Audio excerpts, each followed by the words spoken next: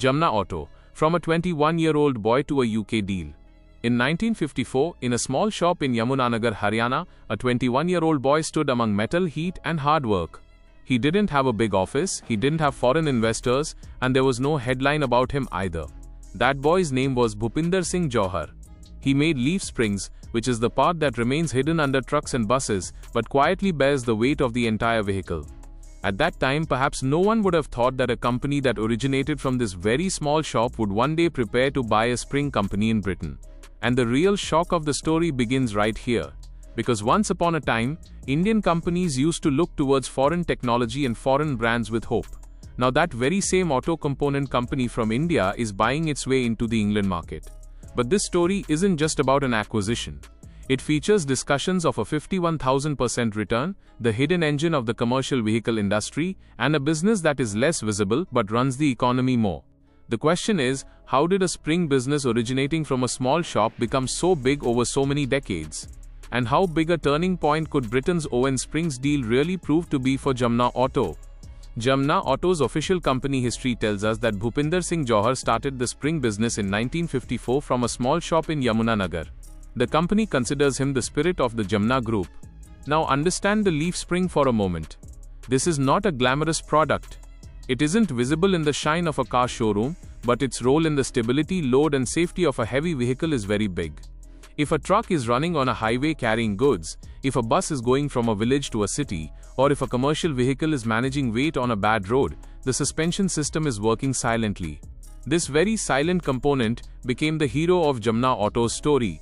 The thing that a common person doesn't notice, that very thing made a Haryana-based company a major force in the Indian auto component sector. In a country like India, commercial vehicles are not just transport. They carry the breadth of the economy from mandi to market, factory to warehouse, port to highway and village to city. Jamna Auto built its business beneath this movement. The company manufactures products like leaf springs, parabolic springs, lift axles and air suspensions and serves the OEM replacement market and export market. According to the company's official website, Jamna Auto holds an annual capacity of more than 3 million MT in springs and a network of 10 manufacturing plants in India. This very scale puts it in a different league. But the scale didn't come overnight. It was the result of those decades when the founder started building a chain of trust, supply and quality from a small industrial town. The journey that started from a shop in Yamunanagar gradually reached plants, customers and a national presence. Every new customer was not just an order, but another bolt being added to the company's credibility. The commercial vehicle industry isn't easy. Demand sometimes increases through infrastructure, sometimes falls through a slowdown, sometimes fuel costs make an impact, and sometimes regulation changes the entire market. Surviving in such a cyclical business doesn't mean just making a product. It means reaching the customer on time, repeating quality and keeping the balance sheet managed even during a downturn. Right here, Jamna Auto tried to think beyond being a component supplier. The company didn't want to remain just a unit selling springs. Rather, it moved towards becoming a complete suspension solution provider. This shift isn't small. A parts supplier has to endure price pressure, but a solution provider can become a part of the customer's vehicle design and performance conversation. First, Jamna Auto set targets like Lakshya 50 XT. Then the company put forward another big roadmap, Lakshya Rise 5000, which now becomes the central clue of this story. In the company's official targets, pillars like 5,000 crore rupees sales, 40% ROS, India aftermarket 25%, and export 15% are visible. Meaning the ambition is clear, stepping outside India is necessary.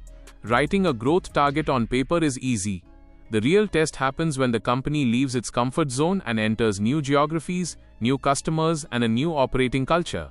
And then on the 24th of July 2026, that news came which gave a new twist to this whole story. Jamna Auto's board approved the acquisition of Owen Springs Limited. According to the official stock exchange filing, Jamna Auto approved acquiring the entire issued share capital of Owen Springs Limited, incorporated in England and Wales. It is clearly written in the company filing that no government or regulatory approval is required for the acquisition. The deal is likely expected to be completed by the 31st of August 2026. Now the question arises, what actually is Owen Springs? This isn't some random shell company. It is a UK company based in Rotherham, South Yorkshire, which manufactures and trades leaf and parabolic springs. Here is a small but important detail. Owen Springs also manufactures the very same products that are Jamna Auto's core strength, meaning the acquisition is not an unrelated diversification but a business adjacency. If a steel company suddenly buys an app, questions are raised. But if a suspension components maker buys a spring aftermarket company, the logic appears straightforward.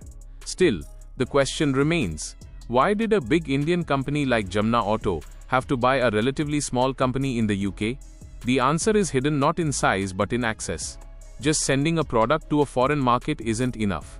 Over there, customer trust, local distribution, delivery time, inventory, after-sales support, and brand familiarity are also needed. Owen Springs can give Jamna Auto a ready platform in the UK. Meaning, instead of opening the door by itself, the company is taking entry through an existing door. According to a report by TradeBrains, Owen Springs has a network of more than 350 SKUs and nearly 250 distributors, retailers, and garages. Meaning the deal might be small but the strategic value can be big. Many times a company doesn't buy a factory, it buys the language of the market. For Jamna Auto, this acquisition is a practical step towards its exports target. Export is a 15% pillar in 𝐼𝐸𝐴 5000, and a market like the UK will test that ambition. A big opportunity stands in front of Indian auto component companies today. Global OEMs are diversifying supply chains, the China Plus One strategy is underway, and India's position in the cost-quality balance is strengthening. But just cheap manufacturing isn't enough to become global. Certification, consistency, logistics, local customer confidence, and fast replacement supply are equally necessary. The Owen Springs deal can take Jamna Auto to this very missing local layer. Presence in the UK will make the customer feel that the supplier isn't far away in India but available right inside the market. Now there is another twist in the story. Owen Springs' revenue appears to be declining over the last 3 years.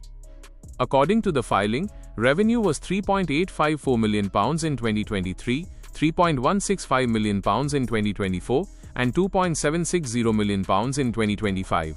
This decline can be a warning as well as an opportunity. If Jamna Auto can add better sourcing, a wider product basket, and Indian manufacturing efficiency, a small platform can get scale. But if integration remains weak, customer retention isn't built, or UK aftermarket expectations turn out different, the deal will remain just a headline.